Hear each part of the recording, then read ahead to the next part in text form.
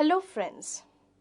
So long as our past lecture on the powers and functions of the governor is concerned, we know that the governor is required to play a dual role. He is the constitutional head of the state administration, and at the same time he is required to act as a representative of the union government. Now, which role to be given a greater priority depends not only on the governor himself, but also on the situation in which he is being placed into. In fact, in order to understand his constitutional position, we must admit that the governor, to a certain extent, has to act in accordance with the union government. Further, we must say that his role is basically a relational one. It is equally important to note his relationship or the relationship which the governor shares with the union government, with the state legislature, and with his council of ministers. In reviewing the relationship between the governor and the union government, the council of ministers in the state, and also the state legislature. Let us examine the relationship which the governor shares with that of the union government. It may be recalled that the framers of the Constituent Assembly did not intend to make the post of the governor simply an apparatus in the state administration. In fact, they wanted him to be an important link between the union and the state government. However, there are times when we find that the post happens to be serving as an instrument in the hands of the union government to basically perpetuate their political interest, or rather to exert their control over the states. In fact, the governor would be more or less like a liaison officer between the center and the states and would try to see that the policies of the state are being carried out within or keeping its parity within the schemes of the central government. Following the fourth general election in the 1967 convention of consulting the state cabinet prior to the appointment of the governor assumes a new significance when in a number of states non-Congress coalition or non-Congress coalition government came into existence. In fact, it was felt that both the Congress and the non-Congress governments in various states over the appointment of the governor had been turned out to be a matter of serious controversy.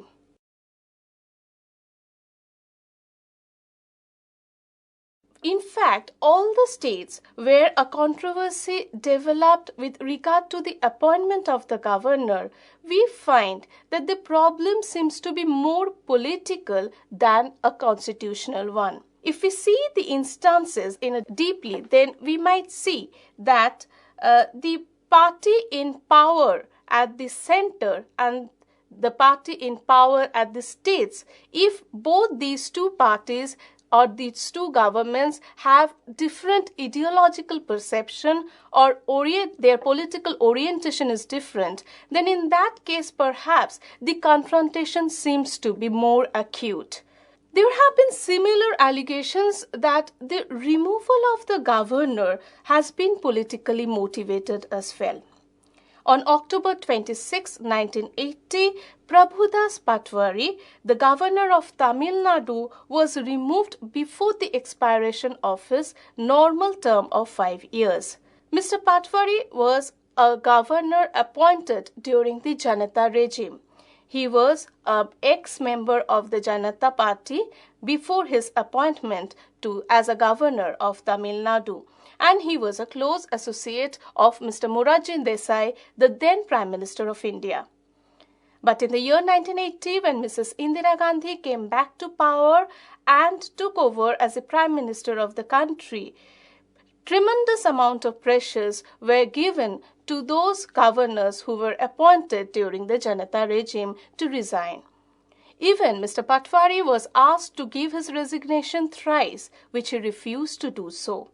As a result, we find that the members of the Tamil Nadu, the Congress I and AIDMK members, they made representations to the President of India against him. Apart from these instances, we find that there are certain constitutional provisions which compels the governor to a certain extent to act as a representative of the union government.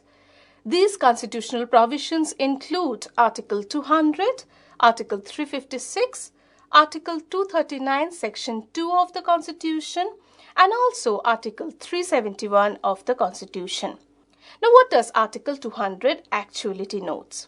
Article 200 authorizes the governor to reserve a state bill for the consideration of the president. In certain cases, this reservation is mandatory in nature. So once a bill is so reserved, the president may either give his assent to the bill, or he may direct the governor to send the bill to the state legislature with a minor revision of the bill. In case it is not a money bill, it has to be noted. And if the bill is sent to the state legislature, then the members or the state government has to reconsider the bill within a period of 6 months. Now, if the state bill is once again passed within the state legislature, then the bill has to be presented to the president in accordance with Article 201 of the Constitution. But this time also, the president is not bound to give his assent. Now, apart from these constitutional provisions with regard to the bill, sometimes we find that the state government insists the governor to send the bill for presidential reconsideration on the ground that it does not, or it prevents conflicts with the law of the parliament. So once the bill receives the presidential assent or it receives the approval from the law ministry, then the state government perhaps seems to be in a comfortable position and gains back the confidence that their law is not open to dispute.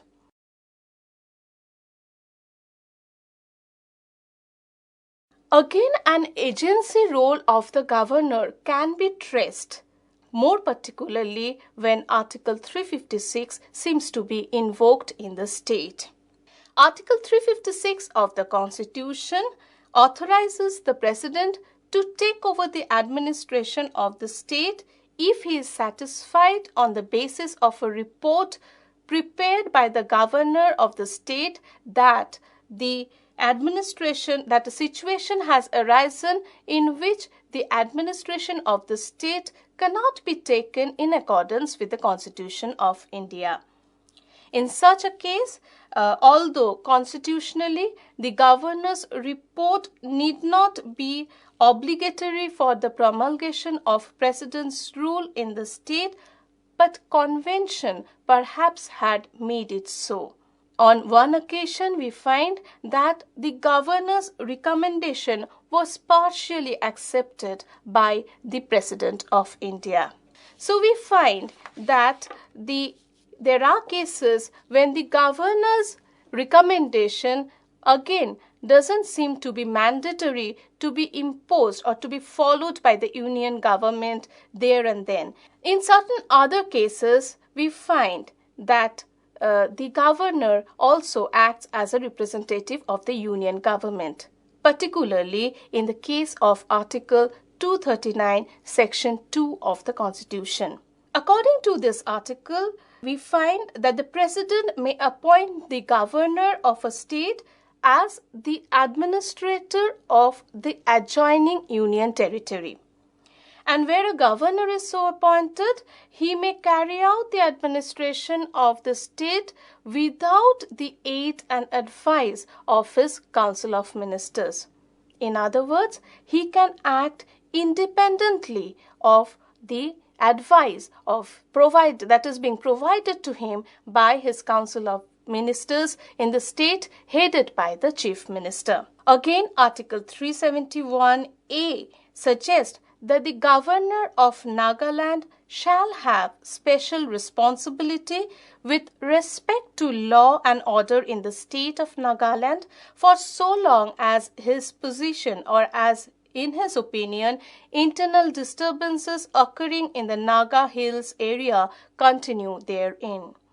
Further, a representative of the center can be found with the role which the governor is required to play so far as the administration of the state is concerned.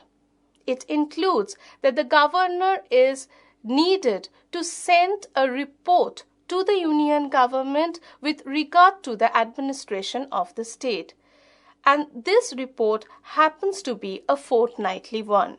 In fact, a copy of this particular report is also sent to the Chief Minister of the state.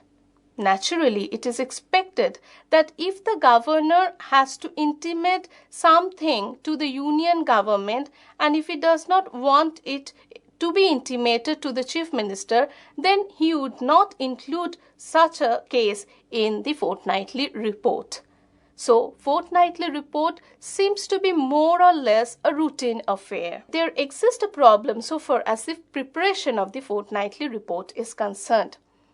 In fact, the governor has to depend on the Chief Minister or the information provided by the Chief Minister and his Council of Ministers so far as the administration of the state is concerned, and based on these reports, based on these informations, he has to prepare his report on and present it to the union government.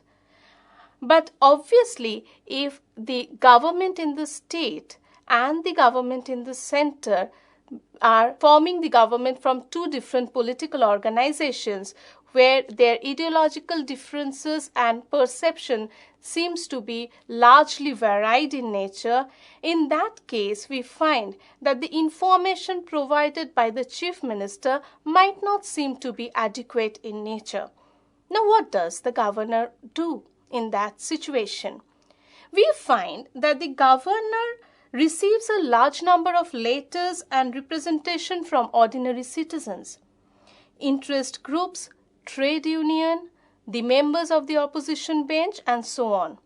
So, he also is in a position to serve as an important he also is in a position to gather all the informations from these people whom he meets every day as an important source of the information to him.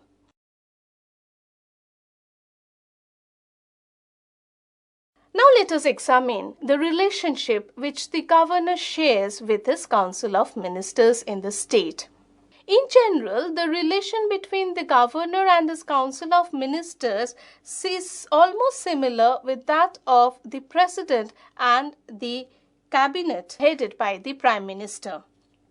However, unlike the President, the Constitution authorizes the governor to exercise some of his functions in his discretion. In this respect, the principle of cabinet responsibility in the states differ from that of the Union. Under Article 163 of the Constitution, there shall be a Council of Ministers headed by the Chief Minister to aid and advise the governor of the state. Except for the discretionary functions. If any question arises whether he is going to use his discretion or not depends solely on the decision of the governor alone. However, so far as the appointment of the Chief Minister is concerned, even then the governor may be in a position to exercise his power of discretion. So, his power with regard to the appointment of the Chief Minister can be both limited and unlimited in nature. It is limited only when the Chief Minister has the majority support behind him. But at the same time, it becomes an action of his discretion when the Chief Minister lacks the absolute majority in the floor of the House. In fact, in certain cases, the governor may have his discretion to invite the leader of the largest party or the leader of the largest party in the assembly to form or to act as a chief minister of the state. Such an incident had occurred in the state of Haryana in 1982 when Bhajan Lal was appointed as a chief minister, and it was done by the governor of Haryana. The governor may also wait till the decision of the parties forming a coalition is available to him, as the governor of Karnataka did so in appointing Mr. R.K. Hegde as a chief minister in 1983 and again in 1985. If none of the parties seems to be in a position to form the government in the state, then the governor has or he may exercise his power of discretion to send a report to the president, thereby asking him to impose president's rule under Article 356. Now, if the governor has discretionary powers in appointing the chief minister, then he has equally discretionary powers in dismissing the chief minister as well in certain conditions, under certain conditions. Let us see those conditions in which the governor can dismiss a chief minister. Firstly, in case he is satisfied that the chief minister has lost its majority in the Vidhan Sabha. Secondly, in case he is satisfied that the orders of the Council of Ministers are violative of the spirit of the Constitution, or they are likely to create conditions of union-state conflict and confrontation. Finally, in case he is satisfied that the chief minister refuses to tender his resignation after his defeat in the Vidhan Sabha, or that he does not reconcile with his proposal of calling the session of the Vidhan Sabha at the earliest practicable date so as to decide the issue of majority behind him.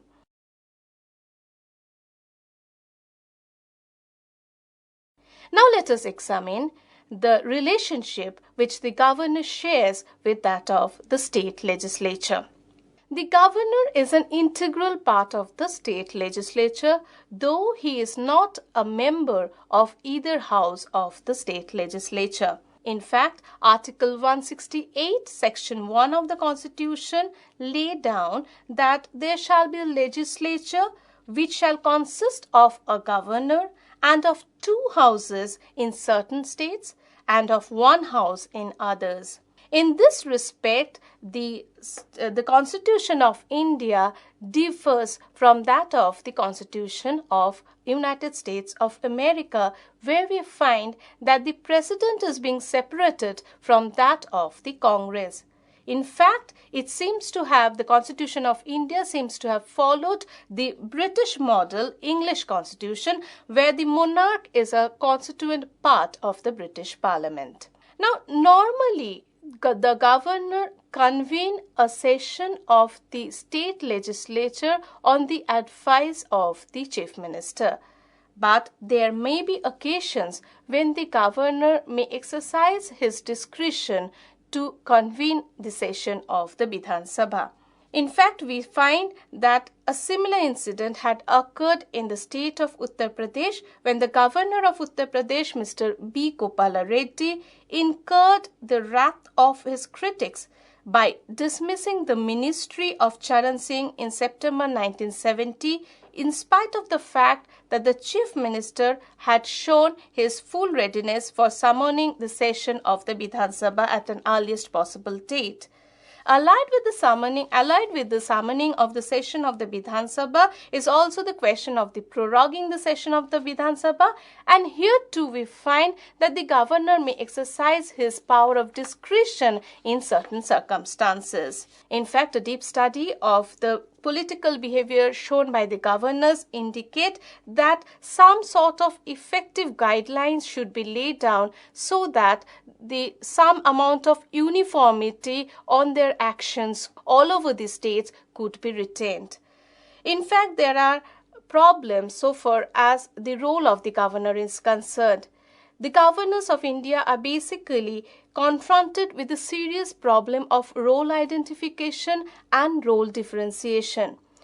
As being stated earlier, we know that the governor is required to play a dual role. He is accountable, or he has certain constitutional obligation towards both the union government as well as the state government. So obviously, this constitutional obligation, so far as this constitutional obligation is concerned, there may be a conflict arising between these two categories of obligation, particularly when the center and the state governments are run by parties of varying political complexion.